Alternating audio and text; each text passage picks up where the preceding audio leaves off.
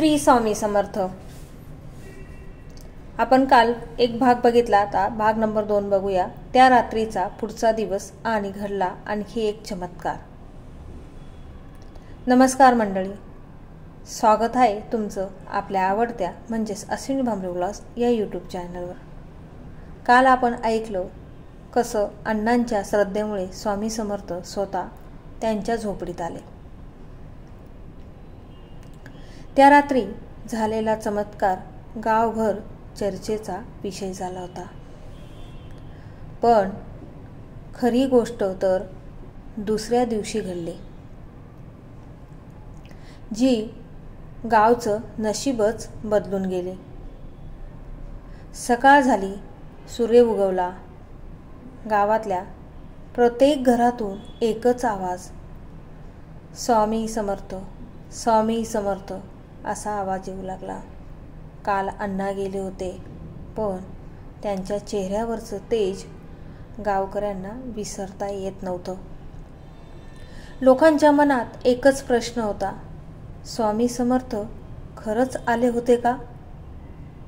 त्याचवेळी गावातल्या मंदिरात पुजारी बापूसाहेब पूजा मांडत होते। ते फुलं घेण्यासाठी वाकले तर काय दिसतं, मंदिराच्या मूर्तीच्या पायाशी एक सोनेरी चकाकणारी रुद्राक्ष माळ पडलेली। बापूसाहेब आश्चर्याने थक्क झाले। ही माळ कुणी ठेवली? त्यांनी विचारलं।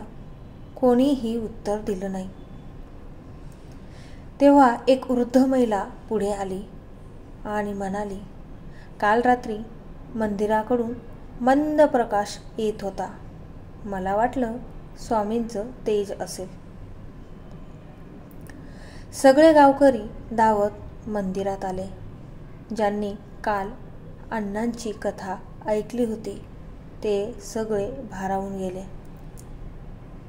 त्याच दिवशी गावातल्या एका गरीब माणसाचं बाळ गंभीर आजारी होतं।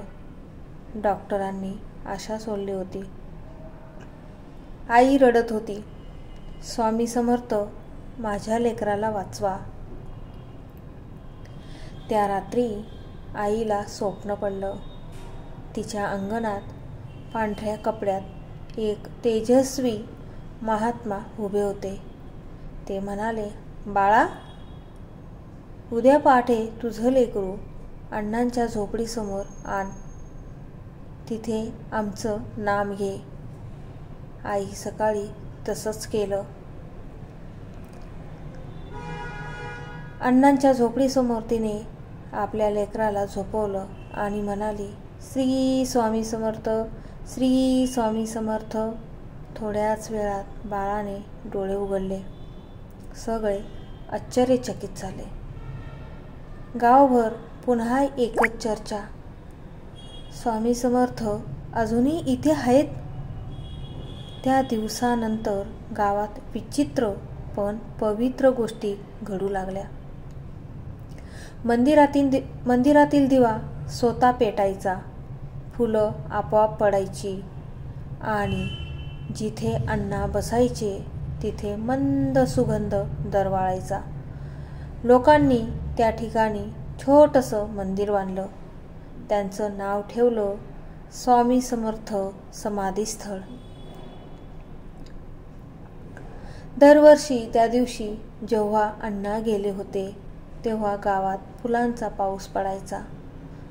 पावसात सुगंध असायचा आणि लोक म्हणायचे, स्वामी समर्थ आलेत। काळ पुढे गेला। गावाचं नाव आनंद गाव पडलं, कारण सगळ्यांच्या जीवनात शांती आली होती। कुणाचं भांडण राहिलं नाही, कुणाला दुःख राहिलं नाही। रोज सकाळी स्वामी समर्थांचं नाम घेत उठू लागले। एका दिवशी एक तरुण गावात आला। तो म्हणाला, मी संशोधक आहे। या चमत्कारामागे वैज्ञानिक कारण असतं। गावकऱ्यांनी त्याला मंदिरात नेलं।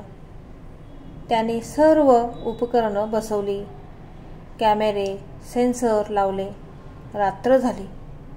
त्याने पाहिलं मंदिरात काही हालचाल नाही.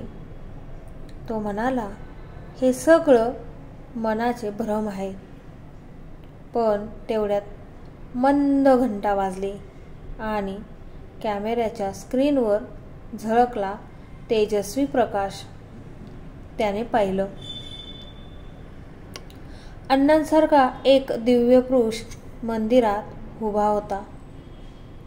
तो म्हणाला, बाळा, विज्ञान आणि श्रद्धा दोन्ही सत्य आहेत, पण सत्य तेव्हाच दिसतं जेव्हा मन स्वच्छ असतं. क्षणात प्रकाश नाहीसा झाला. संशोधक थक्क झाला. तो म्हणाला, आज मी विज्ञान नाही, श्रद्धा पाहिली.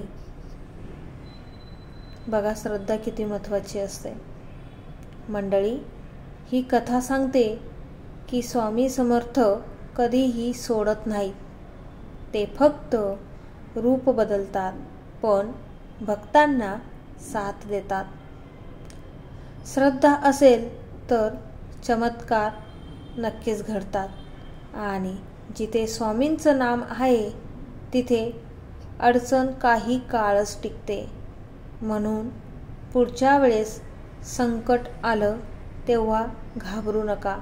फक्त मनात म्हणा, स्वामी समर्थ, तुम्हीच माझे रक्षक आहात. जय जय श्री स्वामी समर्थ. धन्यवाद मंडळी. असंच प्रेम ठेवा आणि भेटूया पुढच्या भव्य स्वामी समर्थ चमत्कार कथा भाग 3 मध्ये. व्हिडिओ आवडला असेल, कथा आवडला असेल तर व्हिडिओला लाईक करा, शेअर करा आणि चॅनलवरती नवीन असाल तर चॅनलला सबस्क्राईब करून बेल आयकॉनचं बटन क्लिक करा. म्हणजेच पुढील व्हिडिओचं नोटिफिकेशन सर्वात आधी तुम्हाला येईल. भेटूया या कथेचा भाग 3 मध्ये. Bye bye.